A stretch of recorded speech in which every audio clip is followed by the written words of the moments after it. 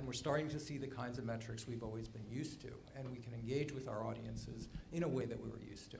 And that was certainly what was behind a lot of the investment. Well, now we're a couple of years later, and one of the challenges for print is, where are the advertisers here? Have they really come along on this month's Sports Illustrated swimsuit issue, which is one of the most aggressively sold digital properties among magazines? I just sent a note to their PR team asking them for what's their count of how many advertisers they sold into the app, and they said 5. And that's one of the marquee properties of the year. It's still a tough sell. Getting at understanding how advertisers relate to the tablet, and especially print brands on the tablet, is the topic of our next panel. And to take the lead, I've asked Rebecca McPheters. Rebecca runs McPheters and Company, and which puts out the iMonitor, which is one of the most, probably the most comprehensive catalog of all of the tablet apps that newspapers and magazines around the world have. I think it's and you also do reviews of the magazines. At the latest count, 5,000 magazine and newspaper apps have been reviewed for quality through the iMonitor. Rebecca knows and has read more apps probably than I have, and that's saying something. Please welcome Rebecca McPheters. Thank you, Steve. We have a wonderful panel with us here today, and I'm so glad that we are all here and accounted for. So first of all, I'd like to introduce John Cantarella. He's president of Digital for Time Inc.'s news group, overseeing the .coms for CNN Money, SI, Time, Golf, and Life. And Time.com alone draws 10 million unique users a month. So we're talking some big numbers on the digital side, and I know growing numbers on the tablet side as well. We have next Todd Haskell, Vice President of Advertising for the New York Times, responsible for all NYT.com revenue, which has 45 million uniques per month, is the leading news site, and he's also responsible for cross-platform selling on a number of key categories in the European offices, which was quite interesting. Then we have Audrey Siegel, who's president, co-founder, and director of client services for TargetCast, where she oversees all of the operations of its growing staff, and they've got Pfizer and New York Life and TIAA Crev, and on and on. Very exciting. Then we have next Robin, EVP Director of Publishing Investment at MediaVest, a frequent spokesperson. I expect most of you have heard Robin and know her. She leads a 50-person interdisciplinary team and is a frequent award winner. And lastly, with new responsibilities announced just this afternoon, we have Gail Toey from Martha Stewart Living Omni Media. She's now Chief Integration and Creative Director. She has overseen the company's design and creative teams for 20 years and has been involved in the creation of not only 6 magazines, but a whole host of products and packaging. I think Macy's and things like that. She was the driving force behind Boundless Beauty, which was the #1 paid app immediately following its introduction, was spectacularly beautiful, and was identified as the best app of the year from the Society of Publication Design. So all people who are expert in their field have different perspectives, and I'm delighted to be here with them. So let's start off. I'm going to change the sequence a little bit from what we talked about. But tablet versus print audiences, how do they differ?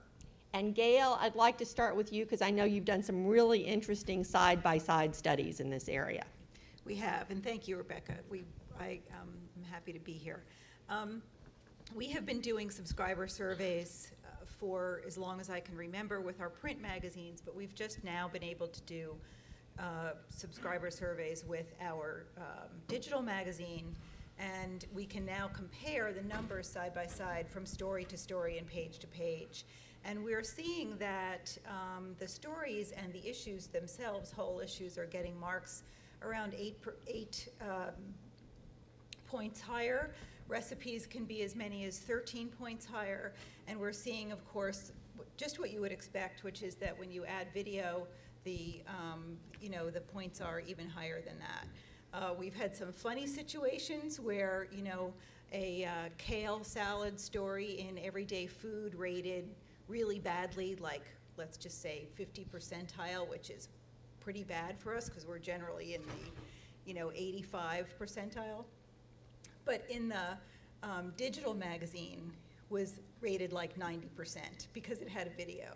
So you have those funny situations. Of course, we thought that probably since the iPad audience is younger and more affluent and so on, they probably like kale better than the print readers, but you know.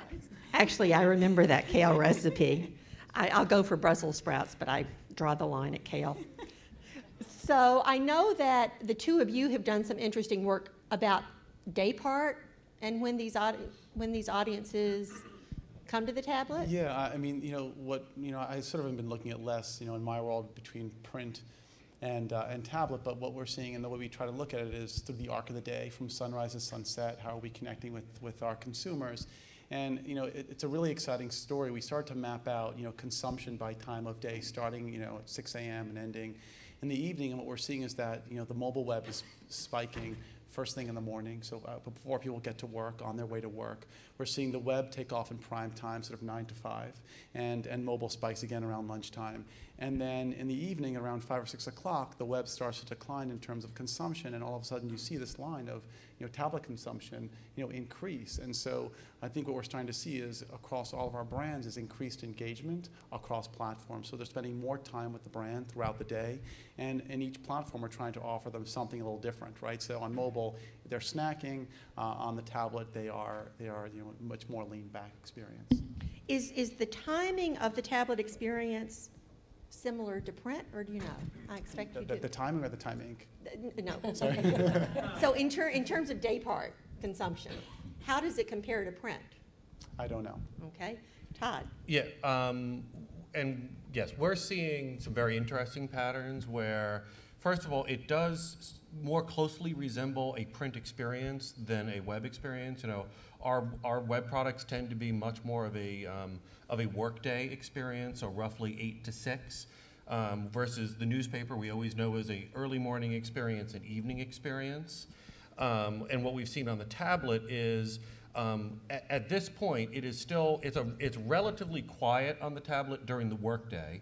I think some of that is just sort of the adoption of workplaces to allow people to bring tablets, put them on Wi-Fi within corporate networks and things like that. So they're not as ubiquitous within the workday, but we do see these big spikes of activity in the morning and then in the evening, particularly late, so 10 to 12. And I think what's really interesting is it has established new day parts where we thought, okay, are people, when they start using the tablets, is it going to take away from them using some of our other products, web or newspaper or whatever? And it hasn't. It's added a new moment during the day. But I think also it's worth noting, because we have two main tablet apps. We have our main news app, the New York Times app. Then we have a second app, which is called The Collection, which is a curation of all of our sort of luxury, fashion, and style content from the Times, the International Herald Tribune, style sections, tea, things of that sort.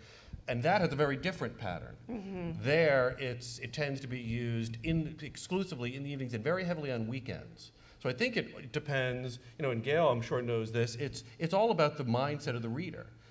Fashion and style is more of a weekend type of thing. Nobody's going to sit, in their office and sort of consume the latest things from the shows in Milan. That makes a lot of sense. I will, but, I want to come back and talk about this more, especially in terms of engagement later, but I'd like to move to what is a primary source of concern for a lot of people in this room.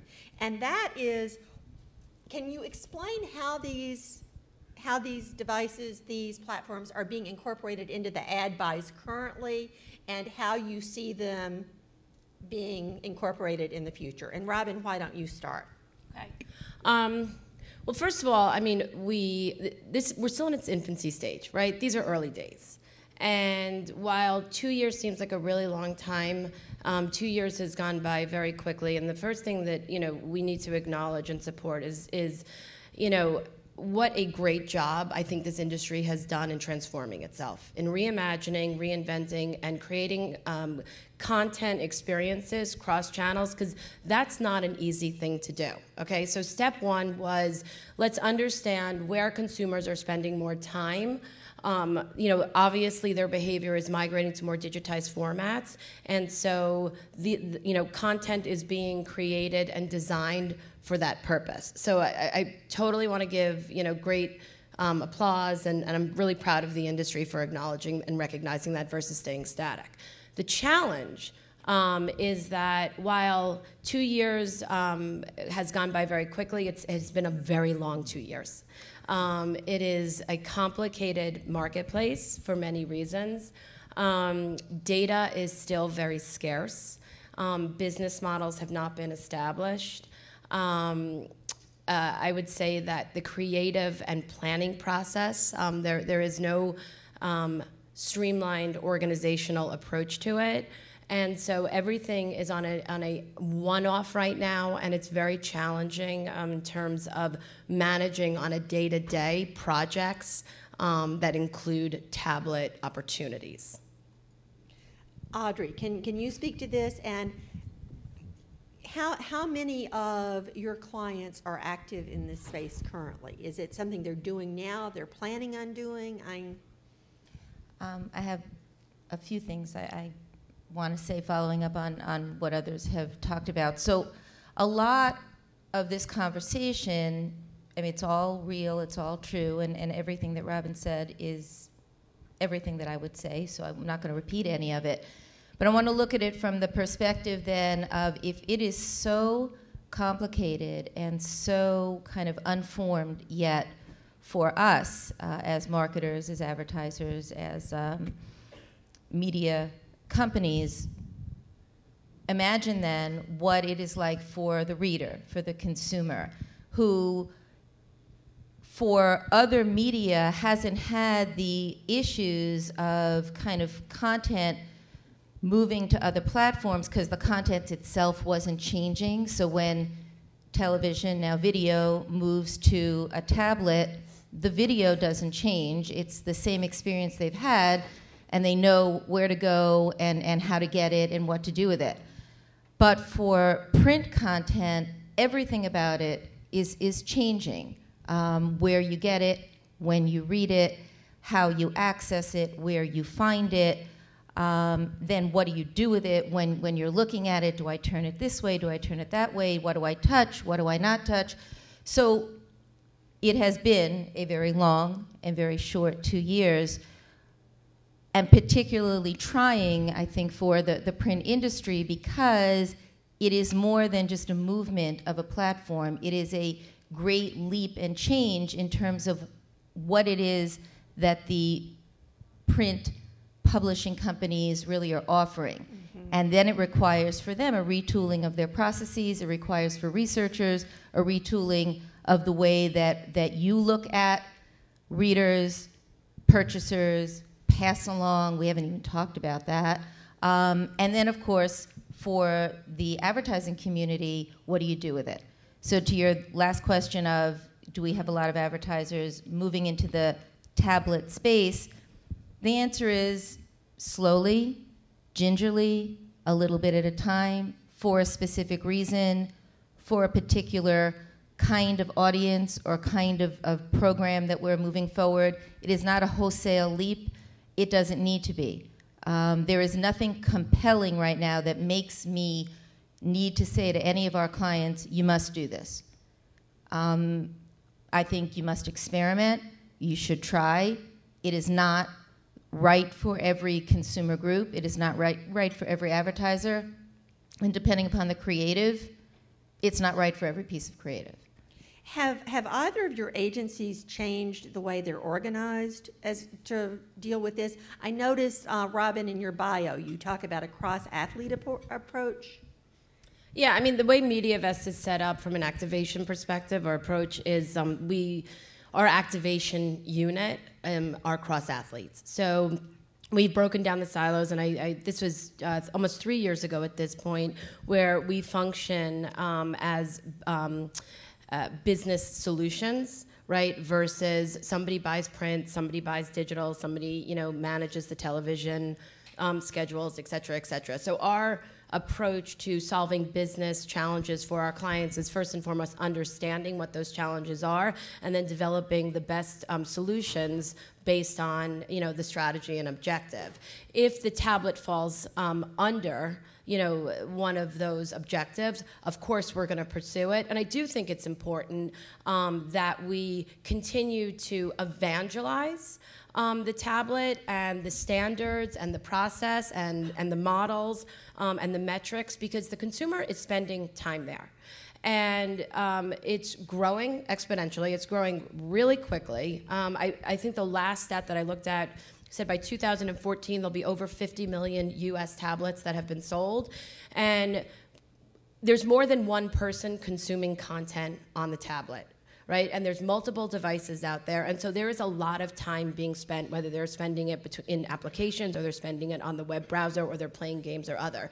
So we should figure this out sooner rather than later. We should work collaboratively. I think we need to focus. We need to develop standards. It's very important to do that. You know, I work at MediaVest, and you know, we're part of the Viva Key organization. And you know, what's really interesting is that we participate in the Viva Key pool. Right, and one of the lanes of the pool is the tablet lane. Is the tablet lane, and it's a research initiative that we embarked on where we partner with over 10 clients as well as vendors to understand, you know, emerging media and the engagement of that media, to know what is the most effective ad unit out there for the consumer and why. And so we track a lot of this, and the consumer is there. We know what works, what doesn't work, and you know, we're in the field right now, understanding, you know, what's going on. There will be what we call a winning ad unit, so the most effective, most engaging ad unit, which will be deployed out to the marketplace, and hopefully we're going to help create some standards, you know, along with that. When you talk about creating standards, I think back to the earlier days of the web and the challenges that the IAB eventually, you know, put their arms around and help to address in terms of standard ad units, so that you didn't have many different and then kind of complicated ways of getting to particular ad units. You didn't have creative agencies struggling with creating this for one opportunity and that for another opportunity. And I think that it's incumbent upon the MPA, who I know is actively engaged in trying to bring together the publishing community, as well as the publishers themselves, who are kind of leaning forward and kind of taking the lead and working there. And also, I think then we need to bring in the agency and advertising communities to do as Robin said, and really explore and understand what the value of the different kinds of ad units are. But ultimately, if we don't arrive at that standardization sooner than later, the cost of this in terms of time, in terms of talent, in terms of just sheer out-of-pocket expense will make this more and more and more challenging, and then less likely to become as part of the vernacular as it should be.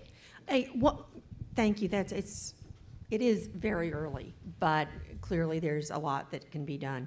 I'd like to talk now. We've been seeing a trend as we evaluate all of these publication-related apps. And publishers, on Time Inc. is one example, but there are a lot of others, moving towards apps that are less enhanced than the ones they introduced originally. Gail, you have apps that are fully enhanced. But from a publisher perspective, and then I want to talk about from an ad perspective, how do you decide how much enhancement is appropriate? And Gail, why don't you lead us off? It does mean creating a balance between the people in the art and production department and editorial department, and how much they can accomplish in a month, and what's relevant in terms of the content that you're creating. When we first started, everybody was so excited. Some of our first digital magazines had 20 videos, which is crazy. You know, we're in a much more respectable area right now, in the 5 to 7 range, and using more slideshows and animations and so on.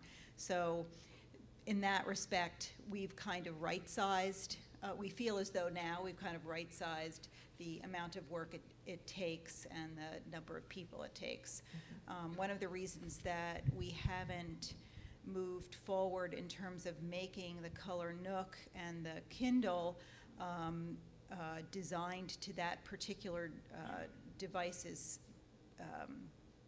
layout or size is because we don't have the people and there isn't the scale there to do yet another new layout of the magazine. And yet they're selling incredibly well in terms of subscriptions. So that doesn't seem to be stopping people from buying them, which is amazing. Yeah, Thank you. So I wouldn't say we've taken a step back at all. I think our focus as an organization, I mean, we were, along with some folks like the New York Times, we were one of the first people to be on the product, right? So, we basically designed, Time magazine for the iPad without the benefit of actually having the iPad, right? So did it blindly. And the focus really this last year was to get every single one of our 21 titles on all the platforms. And I think we're the only magazine publisher that has really focused our efforts on making sure all of our titles are designed for the tablet, right? We want it to be a great experience, whether you're on the Nook or you're on the Kindle or you're on the iPad, and even most recently till the HP touchpad. So we've been very focused on that because what we're seeing is that consumers, I think 86% of the consumers that we surveyed on our product, so they much prefer it designed for that product. Now, Money Magazine may have less interaction on it than People. It goes to resources. I mean, it is, if you think about the, one page in a traditional magazine can be anywhere from 2 to 4 layouts, on a tablet, and if you think about that, you multiply that by the number of products and aspect ratios, it's a huge amount of work to lay out these products week in and week out. But we've made the commitment to be there and to design them for those products, and I think you'll see them evolve over time. And each one is a little bit different and has a different sized audience. Yeah, I think we're probably for the New York Times in a different situation because I think for most of the magazine community, they started with a magazine and figured out how do you sort of transport that magazine-like experience into a tablet environment. We actually, I would argue, started with the web experience and said, how do we translate the web experience into the tablet environment? And part of that just has to do with a broadsheet into a tablet just isn't going to work. But web and creating a really rich, intimate experience that brings in all of our content feeds on a continuous basis. So we don't, and this is a luxury that we don't have to go to what Time Inc. has to do, which is how do you redesign each page? We don't redesign any pages. We build templates and formats so that everything pretty much that is put out onto the website, slideshows, video, interactive, data visualizations, all of those kinds of things are brought onto the device, and then it's figuring out what is the optimal way to do that. Right. So as a result, we operate in a different way. And just to add to that, I think that's such a great point because we could take that approach, and I think that's the difference between a broadsheet and a magazine. The focus internally was we don't want to create templates, and we just don't want to suck in our feeds. And it's not a knock on anyone else, because I think for the New York Times it works perfectly, and I read the app every single day. It's for us it's about the design intent, and that's what you get in a traditional print publication, and that's what these tablets allow you to do is have very, very high design intent and a very immersive, tactile experience. It's interesting, though, because there are some magazines that are taking a New York Times-like approach as well.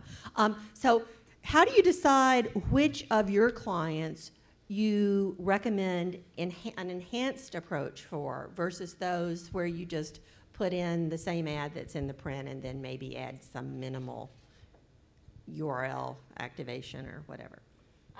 Well, I mean, it depends. It depends on what the client objective is and what they're trying to solve for. I mean, the publishers today have various models. Some authenticate, right? So that's basically, to the consumer. If you subscribe to, we'll use Time Inc. as the example. If you subscribe to People magazine, you get a code. That code. You register, you activate, you download, you open up your subscription, your issue, and as John said, it's straight from print, so your ad's going to be there unless you opt out.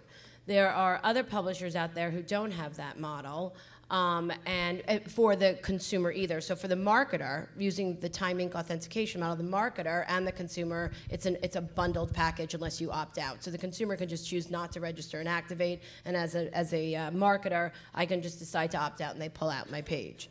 When it comes to, we can use the example of Hearst. They do it separately, right? So for the consumer, they want the consumer to buy it separately, right? So their subscriber gets the actual physical format, and the one who wants the digital edition has to buy it separately, through many different types of ecosystems. For the marketer as well, that's the case. So, I would say that one, it's a cost issue, right? Two, it's what do we want really to communicate to the consumer, right? What experience do we want to build, and what value will it bring? And I don't know, in all honesty right now, if we truly understand that from an application perspective. When you're talking about the web browser, that's different because it's measured very similar into how we measure or use metrics from a digital perspective. And so we can allocate impressions that way. But I would say it's on a case-by-case basis. It's who do we want to reach? How do we want to reach them? Is it cost-effective? Is it valuable? Will they be engaged? Are we giving them the right experience? And what did we learn from it? So it's not an automatic. We do have to think about it. And on our end, how we track and report all of this takes a lot of resources as well. And going back to what Audrey and I were talking about earlier, that's why it is very important to standardize not only the creative process, but the business model, right? Because right now, the way everything is being, the conversation is surrounded around traditional business models, which includes rate bases. But that's today's conversation. In 6 months from now, we can be talking, as the marketplace scales, there are more subscribers, people are engaging more timely, more often. We might move to more of an impression base, which might support engagement metrics, not necessarily, so more of top of the funnel metrics versus bottom of the funnel, which is lead generation. So I'd like to change the question a little bit before Audrey takes her turn. Geez, I had an answer already. Oh. Sorry. Well, I'm sure you'll have one for this one as well. But one of the interesting things that came out from one of the panels this morning is that in the retail area, conversion rates on tablets are as much as 10 times higher than those on the web. And given the potential for differences of that magnitude, how do you go about evaluating these ad buys?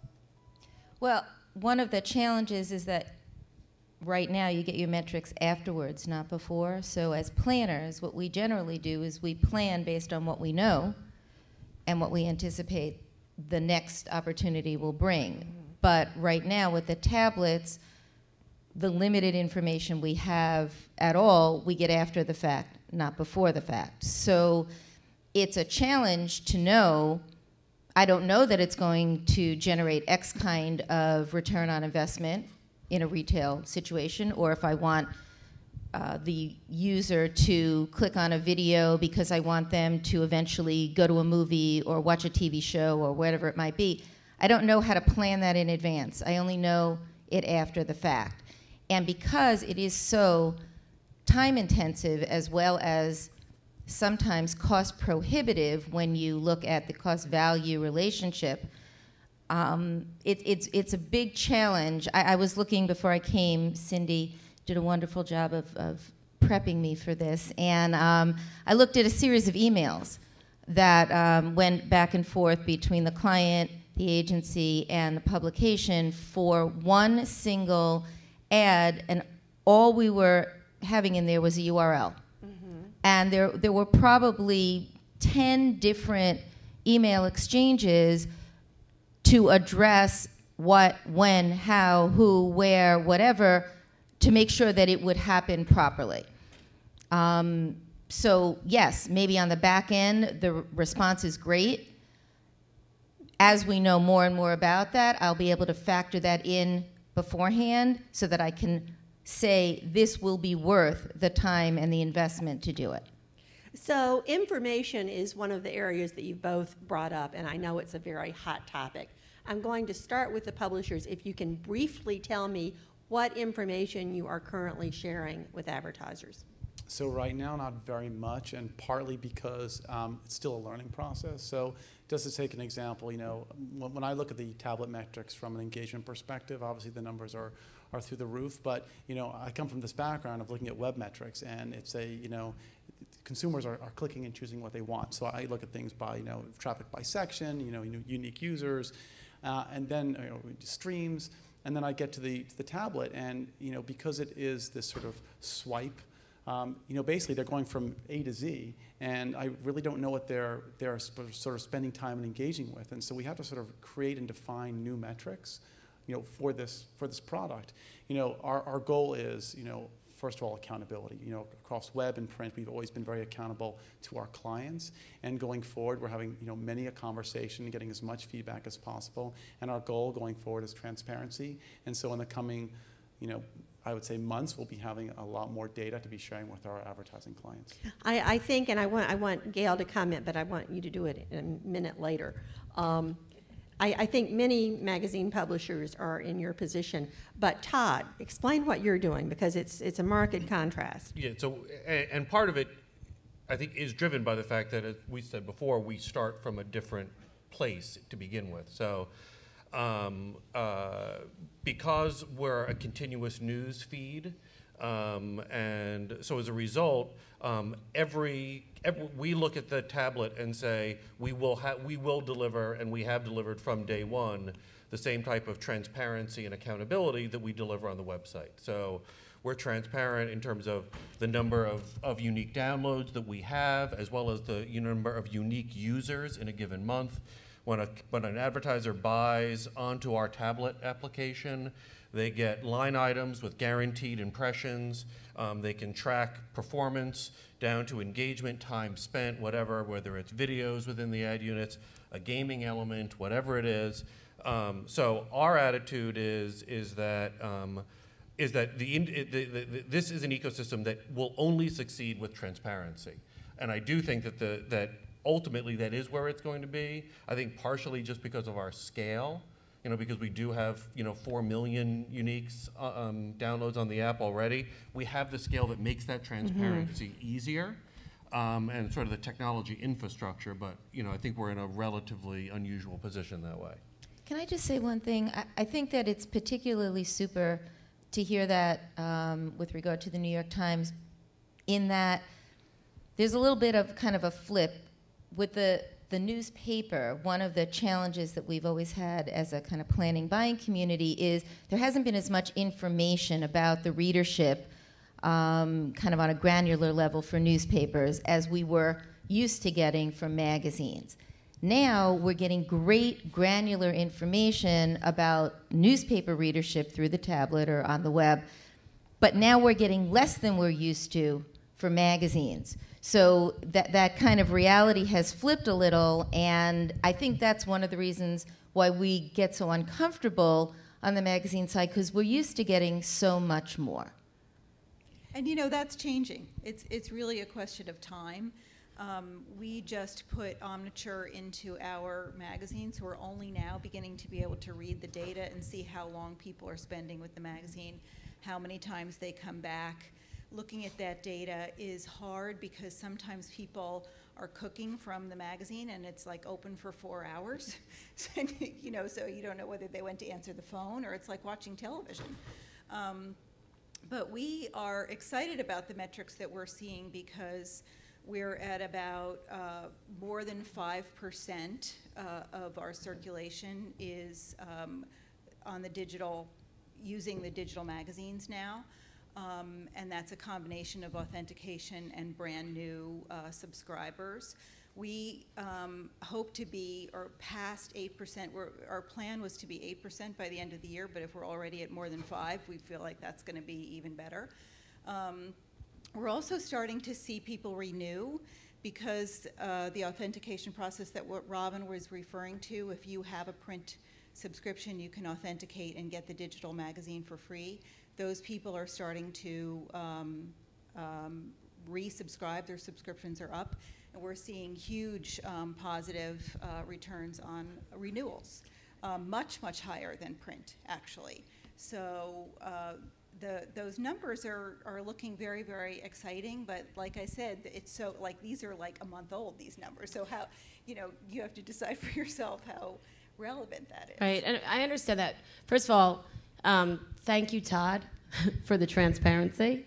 I want to address the elephant on the stage or in the room then. And I guess the question really, to you, Gail, and to you, John, is when are you going to open the kimono? Like, we talk about the transparency, and we've been talking about this, I would say, since last June, and there were several publishers that had made promises that the data was going to be available in fourth quarter.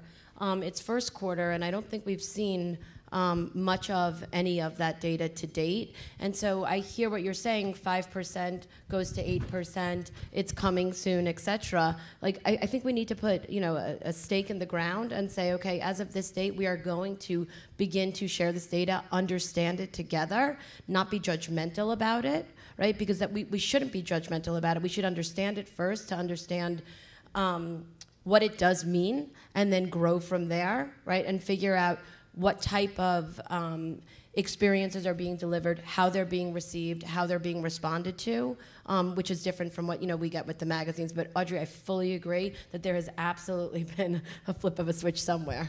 Well, and I'm sorry, I just want to kind of add to Robin's question before you answer, which is what I heard you say was that your plan is to start sharing data with advertisers.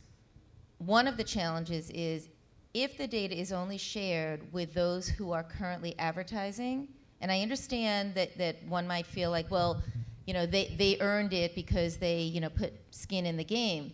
On the other hand, for those who have not been able to move forward because they don't have information, if that information doesn't become more broadly available and eventually syndicated somehow so that it is not your information, but it is our information, it will, I don't want to say never, but it will hamper the forward movement of this platform delivery system.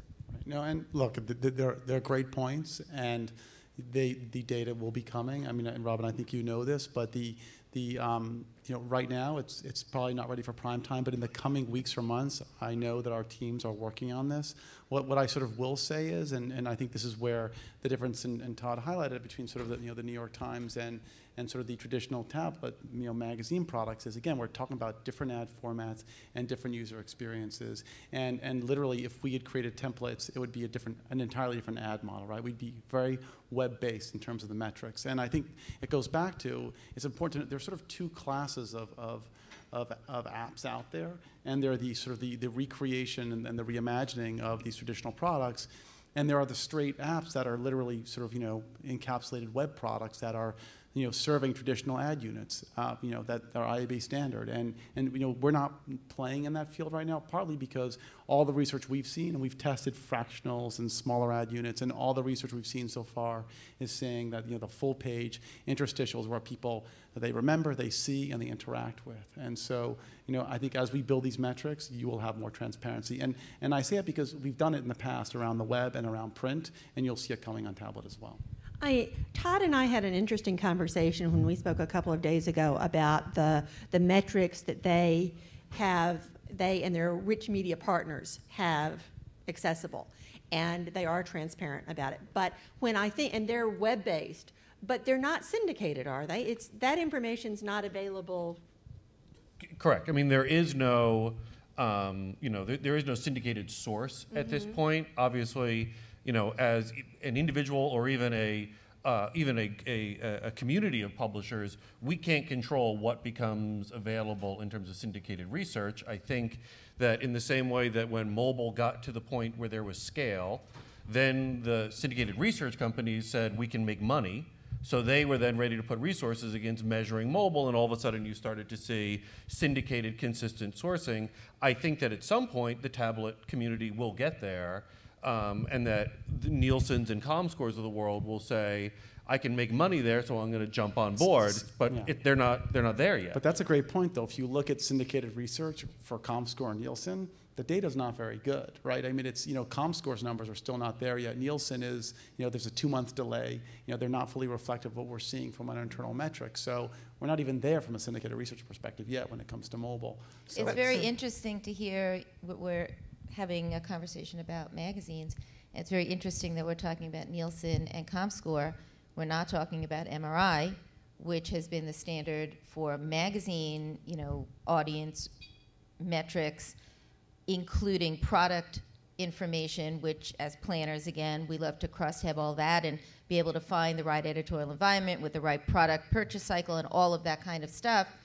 So again, I think there's so much new being added into this mix where now you're also asking the publishing community to start to work with research vendors that they have no experience with. Robin I has something to say too, but wanted to add one other thing. Experience or not experience, I mean, we are exposed to all these research vendors, but the challenge with whether it's, ComScore, Nielsen, Localytics, Google Analytics, Web Trends, Flurry, Omniture, et cetera, they're all inconsistent.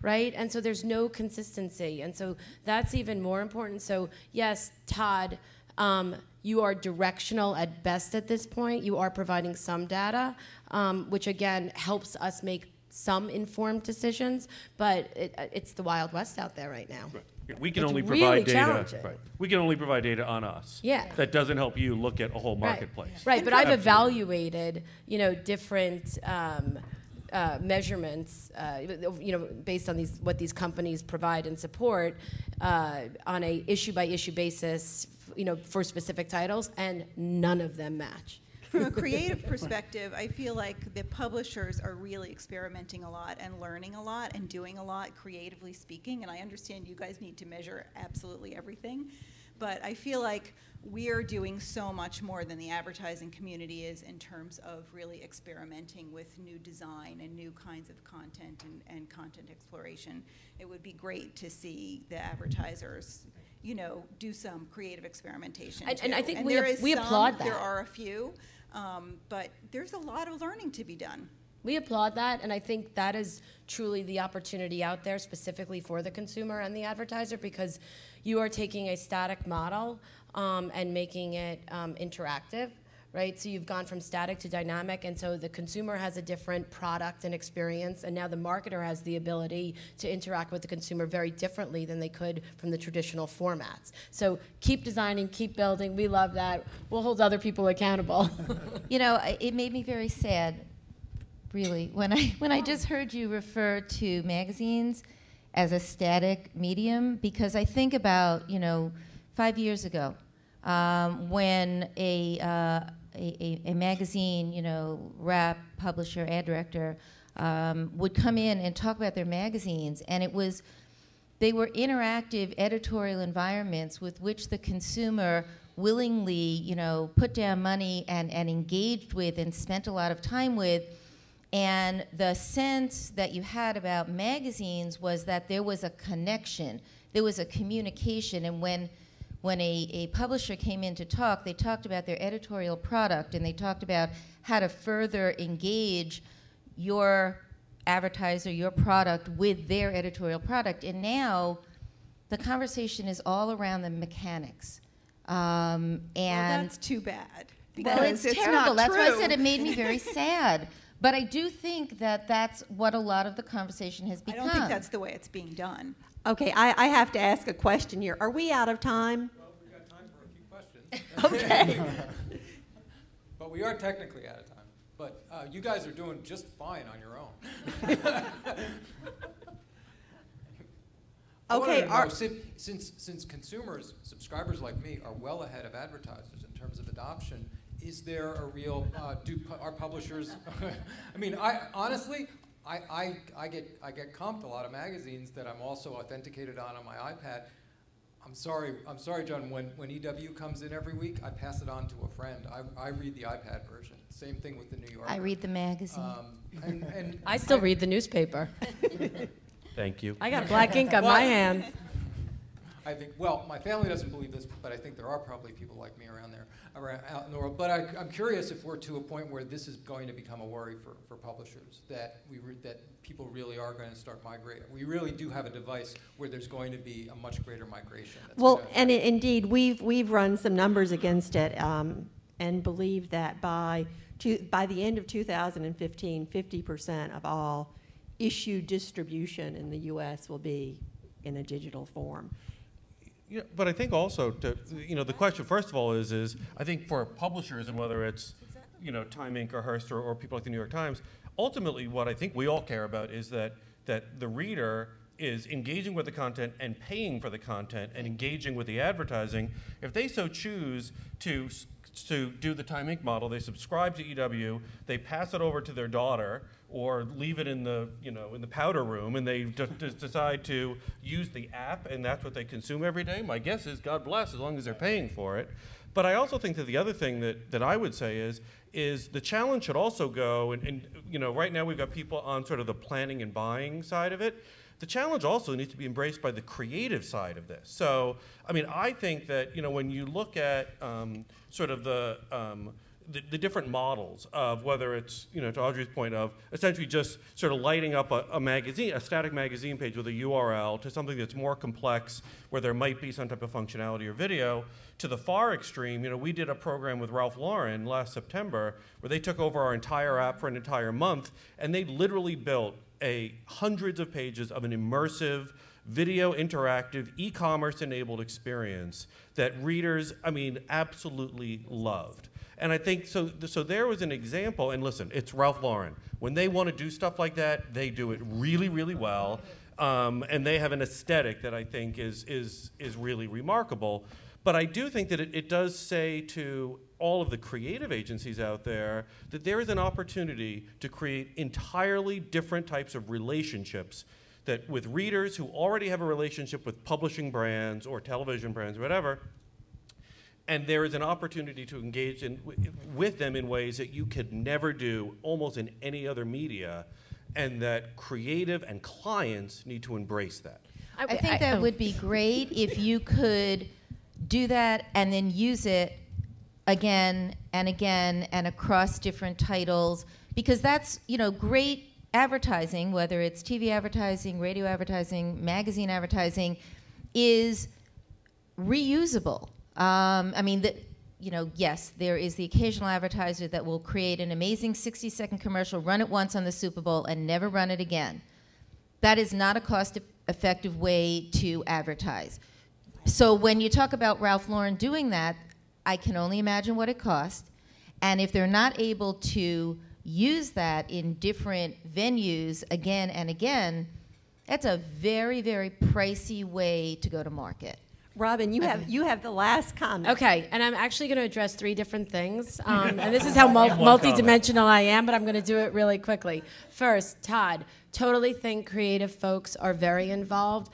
But they're totally scratching their heads. Last night I was involved in a conversation where we wanted to run the same unit across different titles. One of them did include the New York Times. Some of them were timing titles, and some of them were from other publishers. The challenge or the feedback that we were getting from the creative agency is the different functionality that existed, right, based on the software, right? And so they needed to optimize it and reformat for each one of those. So they were scratching their heads, and I got enough emails on that. Second thing, Audrey, totally think magazines are still valuable. And I think that the experience to some degree is priceless because it's the only thing that is unique versus all other screens that are out there. So I fully agree with you. And to your point, I think that publishers want to migrate to these digital applications and to these digital experiences. And so the consumer is telling them that they're spending time there, and so they are listening to the consumer. So if the consumer says, no, we want our magazine, they will produce the magazine, but they are listening to the consumer as to what they want and giving it to them. That's true. Thank you. I had a wonderful time doing this panel. You were all just terrific. Steve, I hope next time you'll give us more time. I will. Yeah, I will. Thanks, everybody.